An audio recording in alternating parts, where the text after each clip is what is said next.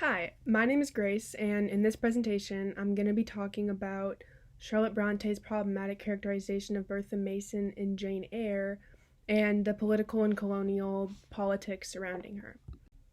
Okay, so my main argument is that Bronte's description of Bertha Mason is explicitly problematic. It validates fearful presumptions surrounding the lunatic and the Creole throughout the 19th century by creating a voiceless character who kind of exists solely in contradistinction to the qualities of the virtuous, well-mannered, specifically white Victorian woman. So, rather than frame her oppressor, Rochester, as malicious, which he is, the novel instead chooses to demonize Bertha's inability to be tamed, conjectural madness, and destructive tendencies as inherent to her race, when in fact these are more probably the consequences of Rochester's white savior complex. She is demonized to such an extent that her death, or as I would argue her martyrship, is portrayed not as a tragedy but as collateral damage necessary to the fulfillment of the white character's happy ending. While some people argue that Bronte's characterization of Bertha is a criticism of imperialism or racism rather than a perpetuation of it, I would argue that even if that is the case, Charlotte Bronte missed the mark entirely, making Jane Eyre a problematic pick. I would argue that this isn't even hidden within the subtext, but repeatedly, explicitly reinforced at several points within the novel. Okay, so the problematic context of Bertha and Rochester's relationship is that he took Bertha from Jamaica to be his wife, and then, when she was not adequate to fill that role, he decided to so selflessly enslave her in his attic under the supervision of Grace Poole for the foreseeable future, subjecting her to an unimaginably difficult existence of suffering and mistreatment.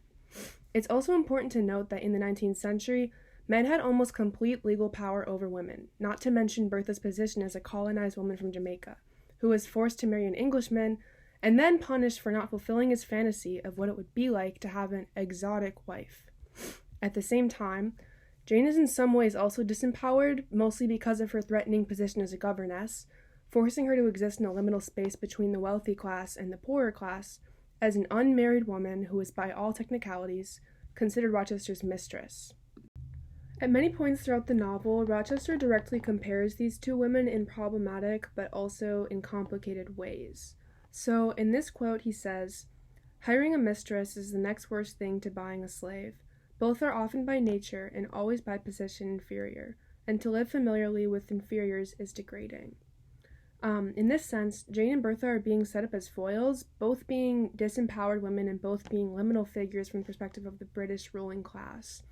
But while Jane is able to elevate her status as a beautiful, polite, and virtuous white woman, who is notably also a Christian, Bertha has no opportunity to do so. While Bertha's disempowerment is systemic and impossible to overcome, Jane at least has authorial agency, and more importantly, Jane is depicted as a growing and changing human worthy of love and respect, while Bertha is portrayed as a sort of gothic monster with zero autonomy and zero voice in how she's represented. Existing only as a plot device, a preventative to Jane's marriage to Rochester, her only avenue of self-empowerment is ultimately suicide. I think that this quote from Nygren sums it up pretty well. So she states, "As a colonized body brought to England by her husband, Bertha is without familial support or much power under the law. Indeed, it is only through her brother's lawyer's timely appearance and a series of fortunate coincidences that Jane is even told about Bertha's existence."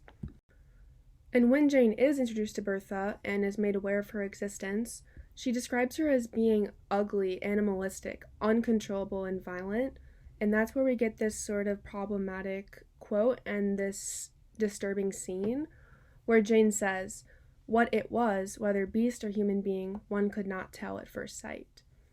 In this passage, Bertha is not referenced using personal pronouns, but instead with the dehumanizing label it, which is mentioned I think 4 times just in this quote alone, reinforcing her subhumanness by perpetuating problematic stereotypes about racialized figures as inherently untamable, wild, aggressive, or monstrous.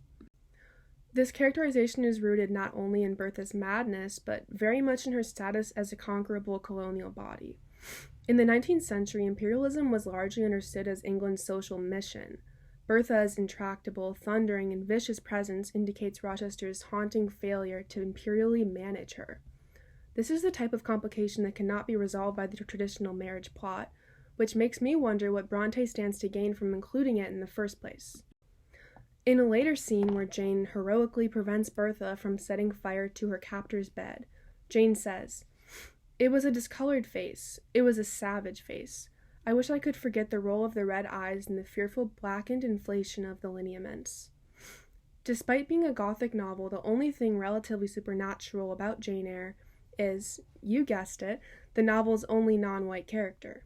This quote takes great pains to acknowledge Bertha's savage, discolored, and blackened appearance to explicitly establish the scene's chilling, mysterious, and haunting atmosphere as a function of the way Bertha looks, aka her race.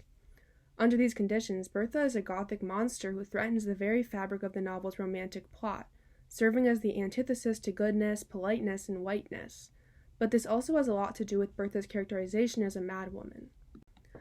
Jessica Cox argues that Bertha represents a regressive stance. Madness is dangerous, uncontrollable, animalistic, with emphasis placed on containment rather than treatment. While Jane's trauma and honestly emotional instability is something to be pitied, and more importantly, something that she's able to work through and grow from, Bertha is completely voiceless and offered zero support, disempowered not only by her racial identity but by the novel itself. In the next quote from Berman, she states, "The story of Jane Eyre's assimilation as a dissenting orphan and governess into the English ruling classes occurs in inverse relation to the marginalization of the Creole wife, illustrating the historical and actorial reciprocity of the two positions as claimants to the nation." This paradox exists because while Jane's madness, if you can even call it that, is attributed to traumatic events that the readers are made privy to, Bertha's madness is firmly associated with her monstrosity, hereditary tendencies, and racial identity, framing her as subhuman because of her insanity, regardless of how her descent into madness was catalyzed. Going back to Nygren's argument, she says, "As a casualty of mental illness, Bertha might have found more comfort and care from her husband had she been white like Jane."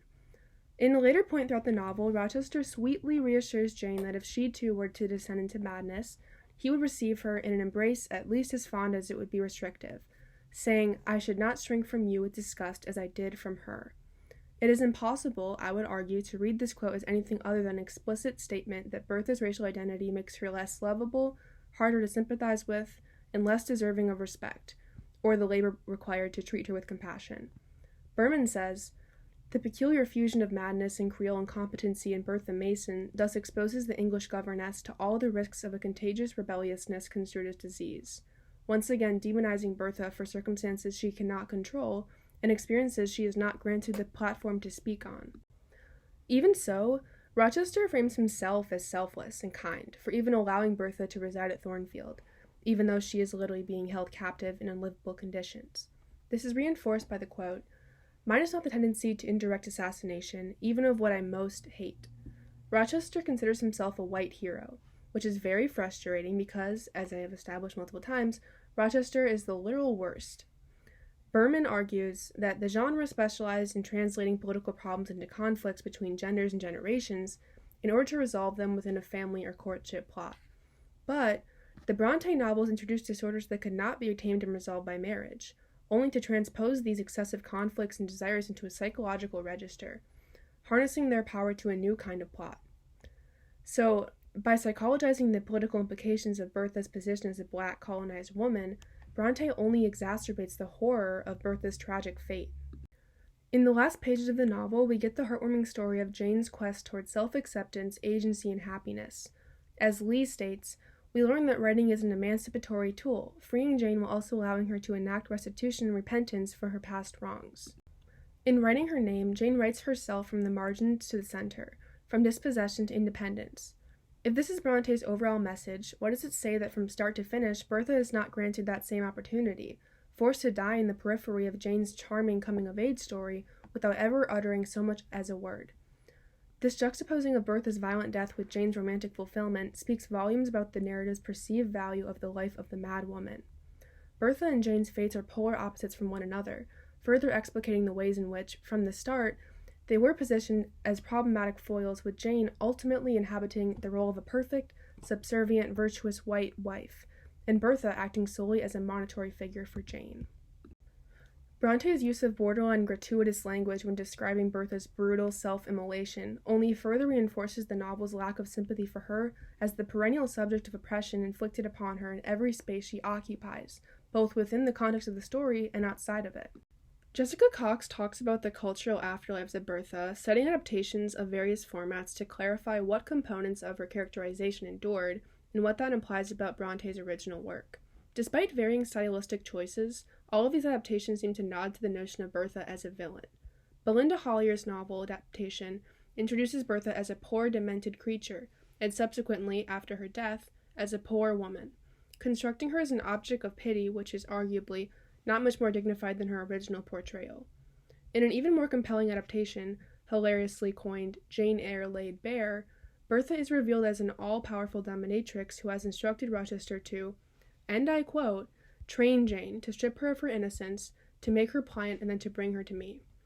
Bertha is either depicted as a scandalous dominatrix, an evil, dangerous threat to Rochester's good nature, or a completely irrelevant, almost never mentioned background character that acts as a plot device for pity rather than a character. This is umbilically linked to her blackness and the myriad of stereotypes associated with it.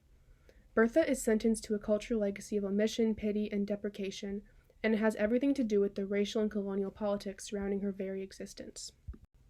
In conclusion, it's important to acknowledge how this novel is a window into the problematic attitude circulating at the time it was written.